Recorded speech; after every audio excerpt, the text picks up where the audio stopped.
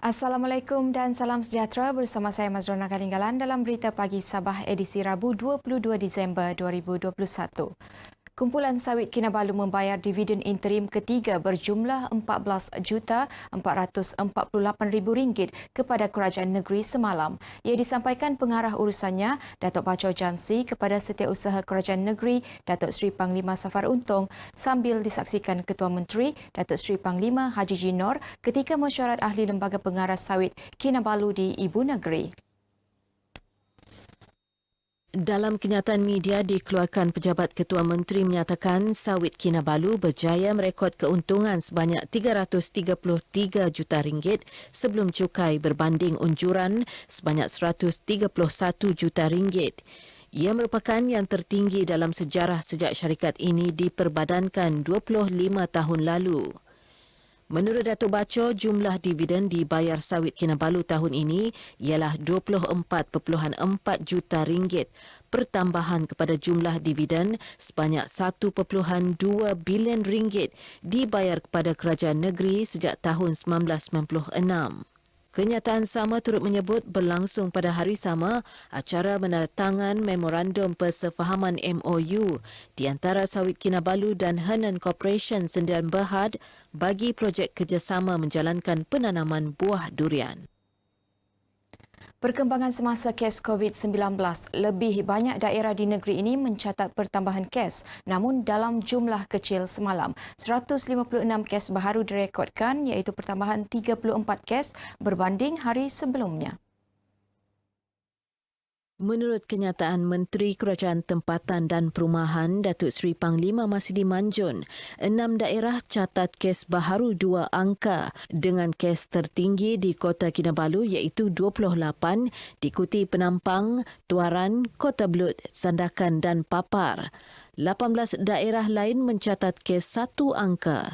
Daripada 156 kes baharu, 150 kes dalam kategori 1 dan 2, 3 kes kategori 3 dan seorang pesakit dalam kategori 5.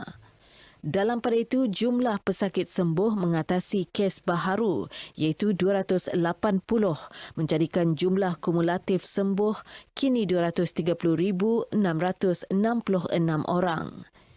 Seramai 800 pesakit sedang menerima rawatan di hospital, pusat kuarantin dan rawatan berisiko rendah PKRC awam, pusat tahanan sementara atau penjara dan fasiliti swasta. Tiada kluster baharu dikesan manakala 2 kes kematian dicatat di Kota Kinabalu. Sementara itu, sambutan terhadap pemberian dos penggalak vaksin COVID-19 di negeri ini dijangka meningkat awal tahun depan. Pengarah urusan Pusat Perubatan Rafflesia, Simon Chew berkata, keadaan ini dijangka selepas kebanyakan penerima vaksin Sinovac dan Pfizer sebelum ini mencapai tempoh ditetapkan untuk membolehkan mereka menerima dos penggalak. Ketika ditemui RTM di Kota Kinabalu, Simon memberitahu ketika ini sambutan terhadap dos penggalak masih pada tahap rendah.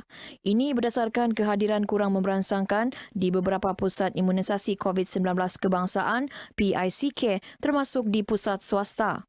Lebih kurang everyday kita buat ni statistik tiap-tiap minggu, lebih kurang 50% saja datang ke mana-mana PPW lah, ataupun macam Rafflesia sekarang open for walk-in juga. So sesiapa yang belum dapat dos kedua atau dos penggalak boleh walk-in to RMC depan kaunter, just cakap nak buat dos penggalak. Kalau cukup syarat lah, dan kita akan cuba arrange suntikan secara percuma. Sementara itu, rata-rata mereka yang ditemui di Kota Kinabalu berpendapat orang ramai seharusnya mengambil peluang melindungi diri dan keluarga dengan mendapatkan dos penggalak.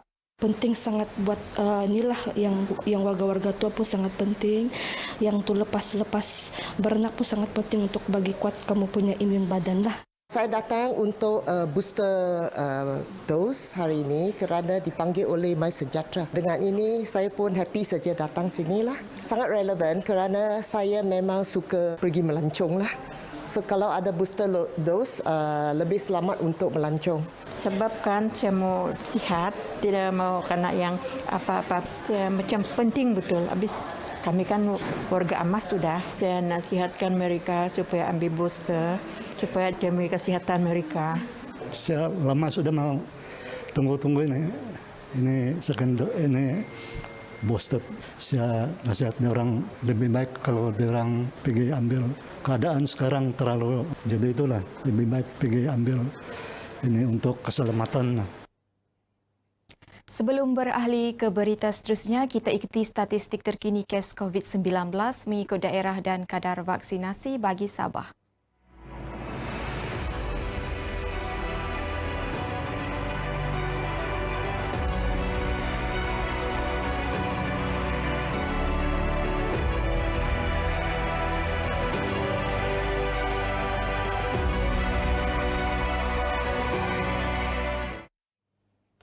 Seramai 30 pelajar universiti di negeri ini telah mendapat manfaat program biasiswa tajaan Repsol Oil and Gas Malaysia Limited sejak tahun 2013. Program Tanggungjawab Sosial Korporat CSR syarikat berkenaan bakal diteruskan tahun depan agar lebih ramai pelajar terpilih seluruh negara menerima tajaan. Menurut Pengurus Kanan Perhubungan Pemegang Taruh Repsol, Ahmad Fakhrul Razi Arsyad, menerusi program ini seramai 10 pelajar akan dipilih dari 5 universiti panel Repsol untuk menerima biasiswa. Ia meliputi 2 pelajar B40 bagi setiap universiti dengan memberi fokus kepada bidang pengajian berkaitan kimia dan petroleum. Buat masa ini kita akan fokuskan kepada technical dan juga pelajar yang of course keputusan yang bagus, dan di samping itu juga mempunyai latar belakang yang kita kata yang kurang bernasib baik sikitlah. Beliau ditemui pemberita selepas mengadakan kunjungan hormat terhadap Yang di-Pertuan Negeri Sabah, Tun Juhar Mahiruddin di Istana Seri Kinabalu. Kunjungan bertujuan memaklumkan Tun Juhar mengenai perkembangan terkini pengurusan Repsol serta penjualan aset penerokaan dan pengeluaran miliknya yang akan berakhir Januari depan kepada syarikat tempatan Hibiscus Petroleum Berhad. Terdahulu, Ahmad Fakhrul Razi turut menyerahkan sumbangan RM15,000 kepada Yayasan Nur Jauhar YNJ bagi merancakan lagi pelaksanaan aktiviti kebajikan yayasan tersebut. Ia diserahkan kepada pengerusi YNJ, Brigadier Jeneral Alhamra Tun Juhar sambil disaksikan Tun Juhar.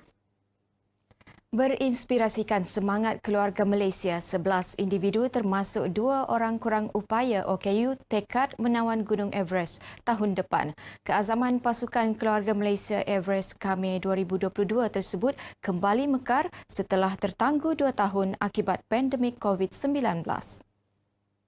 Menurut Ketua Ekspedisi Kami 2022 Azim Afif Isha, pendaki terdiri daripada pelbagai kaum termasuk dari Sabah dan Sarawak yang dijangka berlepas ke Nepal pada 8 April tahun depan untuk menawan puncak gunung tertinggi itu. Pelbagai persiapan dilakukan termasuk mendaki Gunung Kinabalu bagi memantapkan lagi mental dan fizikal setiap peserta. Mesej yang kita membawakan adalah walaupun OKU, walaupun dia daripada Sabahan, daripada Sarawak, kita hanya boleh berdiri sama tinggi dan sama rendah duduknya di puncak Gunung Everest.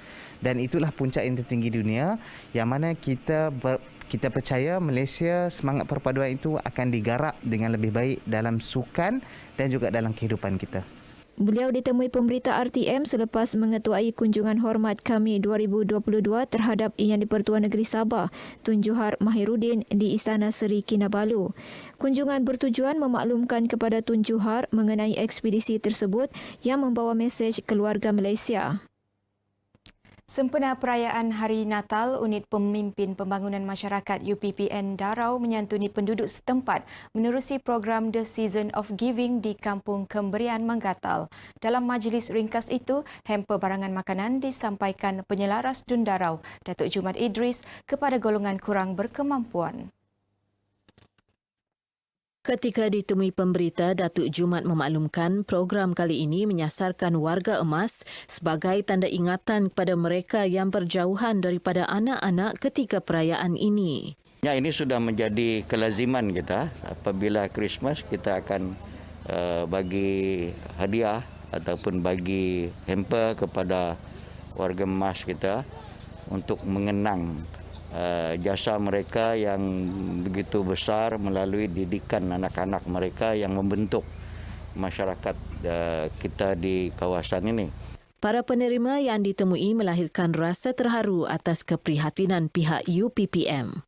Perasaan saya mendapat bantuan ini sungguh gembira, dan pada masa Christmas ini kami ada juga membuat sedikit lah untuk membuat penyambutan dia disebabkan oleh itu COVID lah. Tidak boleh yang ramai-ramai orang. Saya rasa begitu terharu dan betul-betul happy sebab 2 tahun tidak dapat rayakan hari Christmas, dan ini hari kami dapat ada kesempatan untuk mengadakan acara macam begini kan. Apalagi kami dapat hadiah. Inilah pertama kali saya menerima hadiah hamper daripada pihak kerajaan sebagai satu sumbangan untuk penduduk Kampung Pemberian. Seramai 50 warga emas menerima hamper dalam program berkenaan. Ahli Dewan Undangan Negeri Adun Sugut Datuk James Ratib menyerahkan kepada pucuk pimpinan UMNO Pusat dan Negeri soal calon bagi pilihan raya umum PRU ke-15, khususnya bagi kawasan Parlimen Beluran. Katanya sebagai ahli parti, beliau akur dengan sebarang keputusan kepimpinan tertinggi parti, termasuk jika berhasrat meletakkan beliau sebagai calon. Datuk James menyatakan demikian susulan pemakluman pengerusi Badan Perhubungan UMNO Negeri Datuk Seri Panglima Bung Mokhtar Radin yang telah mengenal pasti beberapa calon bagi kerusi Parlimen berkenaan untuk PRU ke-15 selepas merasmikan mesyuarat perwakilan UMNO bahagian Kinabatangan Sabtu lalu. Saya sudah pun selesai dengan keadaan sekarang, saya boleh membantu rakyat saya. Tetapi andainya pucuk pimpinan memilih saya pula sebagai calon parlimen, maka sebagai ahli parti akan turut setia ke atas arahan-arahan yang akan diberikan oleh pucuk pimpinan. Dan sekiranya ketua bahagian yang dipimpin oleh Datuk Julie Sabran, maka kita akan akur segala arahan daripada pucuk pimpinan. Beliau menyatakan demikian ketika ditemui RTM di Paitan. Baru-baru ini Datuk Bung turut menyatakan pihaknya akan menjalankan tinjauan semula pada awal Januari depan di seluruh kawasan Parlimen bagi memastikan calon yang akan diketengahkan kelak merupakan pilihan utama rakyat.